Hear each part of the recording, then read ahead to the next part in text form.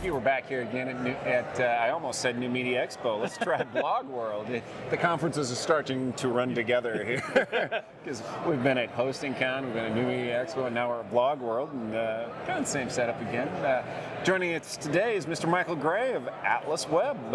Michael, well known in the space, longtime Webmaster World moderator, PubCon speaker, known far and wide on the circuit. Thanks for taking time to be with us. Thanks for having me. So. We were just talking a little bit about what was hot in the space, in SEO, social media.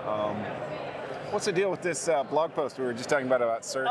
Yeah, actually, Sergey Brin, the founder of Google, someone else is one of the wives in Google. They started a company at 23andMe, and basically what they do is they do DNA testing to try and figure out, if you've got any likelihood for diseases. And it turned out that he happens to have a higher than normal likelihood of getting Parkinson's disease.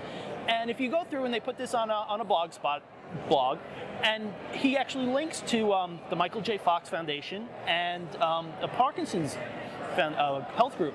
And the interesting thing is both of those links are no follow. Now, the way Google kind of set the no follow up is, they tricked us all that it was for blog and spam comments, and then they came back and said it was for comments that weren't editorially vetted. But those are, those two links he put there on purpose. They should have one of the co-founders of PageRank. Right, he should understand the value of that link. He should be putting a straight link. And again, those are normal links. They should absolutely be getting the credit. And this is just another example of how Google, the no-follow, is just completely distorted the natural linking of the web. It's right.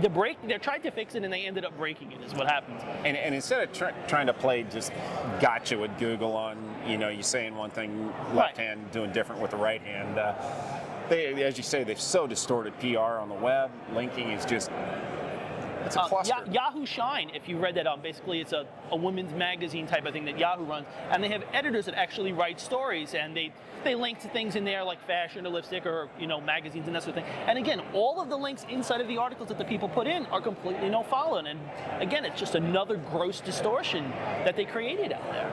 Right, agreed. Let's kind of shift gears here. So SEO, it seems like the last year, the new year and a half, really 2 years, the new kid on the block is social media. Nice, shiny, twinkle. We got Twitter, Facebook. Facebook is kind of almost come and gone. It's on its comeback. I think actually they the biggest thing I think that turned a lot of people off with Facebook was app spam. Everybody getting bitten by zombies and vampires and that sort of stuff, and it took over your page. And I think they kind of realized, okay, we kind of lost sight of things a little bit, and they pulled it back. And they relaunched and they redesigned things a little bit, and the apps are a little bit more hidden. So your page looks a little cleaner now. It doesn't look like a MySpace page with 50 million blinking widgets all over the place. So they're starting to come back. And again, are they ever going to get to what they were? I don't know, because they've introduced advertising into there, and that's always just going to turn off a certain sector of the population. So right. So the other big things have been LinkedIn.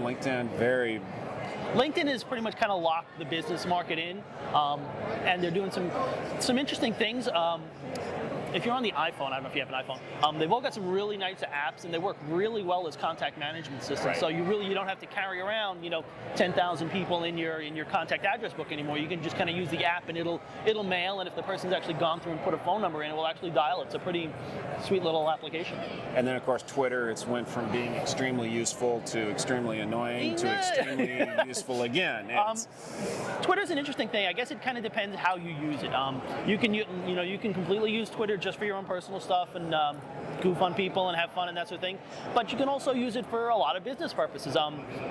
And again, people kind of say, it's a social thing. How do I use it for business? And to make it a real life analogy that probably people understand, if you have a client that maybe you do business with, maybe you'll go to the golf course and you'll play with them. Maybe you'll go out to dinner. Maybe you'll go on a little mini vacation and you'll have some social interaction with them.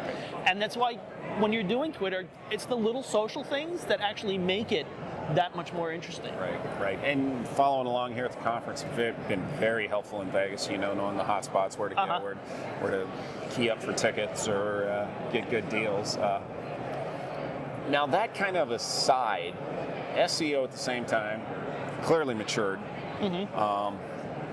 What's next, It's social's still going to be a bigger part. I don't know that it's going to completely overrun search. I know there are people that just say, social, that's the way things are going to be, but I still think search is still dominant. Social is just going to be a part of it. Again, reviews, that sort of stuff. People still use Google to vet that kind of stuff, right. because there's sock puppets, there's spamming, there's all that kind of stuff, and wouldn't know anything about that. And again, has to be some sort of control. Just because you got a bunch of reviews, you go to any of the travel sites, you'll always find a couple kooky people that say, yeah, no, I loved it better than Cats, I'll go twice more. And then there's the other guy, this is the worst site ever. And basically, you do what most people do: you throw out the high and the low, and you look for what's in the middle. And if the middle is good, you usually kind of go with it. Well, we're always trying to figure out what's next, what's coming, get that 12, 24 months view. Video. I really see a lot of people experimenting with video and doing a lot of interesting things. The search engines definitely have that hard time figuring it out, but there are transcription services out there. And there's multilingual translation is actually kind of interesting too. So if you can pay services that do lots of different languages. So that's something that a lot of people are trying. I see a lot of people going back to email newsletters, going really, really old school with that, and that's an interesting little trend. Mm-hmm. Well, I tried to do that with Robots TXT blog, and that's essentially what that was a newsletter. It's text, so I just don't have the time to keep up with it, or how everybody starts a blog and then they kind of lose interest in it too. Yeah, and again, a lot of people, blogging was an experiment, and now that you've got to, if you're running a blog, the thing is you've got to keep updating it, and are people in it for the long haul? And if you're not, then it just becomes this thing that you've just kind of left to die on your site, and it looks awful. Well, what do you think is going to happen with SEO, search, SEM, say next 12 months? Once we get through this little downturn in the economy and things turn back up. I really don't, unless Yahoo makes some big internal changes, I don't see them coming along and doing anything really big to Google. I see Google's kind of got the lock on the market for the next, I think for the next 2 years or so, unless there's something out there that nobody's talking about. I don't see anybody getting their act together. So do you see search marketing increasing, staying the same? I see marketing getting better. I think mobile. I know people have been talking about mobile for a really long time, but I think the iPhone has really changed that. I don't know. I really was not a big iPhone supporter, and it took me a really long time to get there. But browsing, it is the best browser that you could possibly carry in your pocket, and I do more searches on it just because of it. I had a smartphone before, but I use this more now just because the interface is that much better. It's so much easier. It is. It's got a ways to go. We all know that. Flash, but it's just amazing. It's just amazing for me. What else is coming up just around the corner? What's is there any real undercut buzz? It just seems like this year has been more of the same, more of the same. Yeah, I don't see too much news out there, too much new that's going to come and knock stuff off. I just see people just trying to refine what's out there, realizing, how do I make a blog long-term strategy? If I'm not going to be able to updating this, how can I make it so that I can still use it, but it doesn't have to be maintained on a regular basis? How can I take advantage of reviews that people are doing? How can I add the user-generated content that people are out there creating? How can I make it so that people can rate things on my site, rate my posts, or rate whatever we happen to be talking about? Ways to engage that. Again, build some of the community on the site. It's funny how it comes back. Forums were really big for a while, and then everybody kind of went off and built their own blog, and then people realized, hey, it was fun to be a content producer, but I don't necessarily want to be a content producer all of the time. So have other people come on and give them a space to do that and facilitate that. Anything you can do to that makes it really interesting. Again, you just got to make sure that it fits your community. Cool. Well, I appreciate you taking the time. We're out of YouTube time, so I appreciate you taking the time, Michael. Thank you.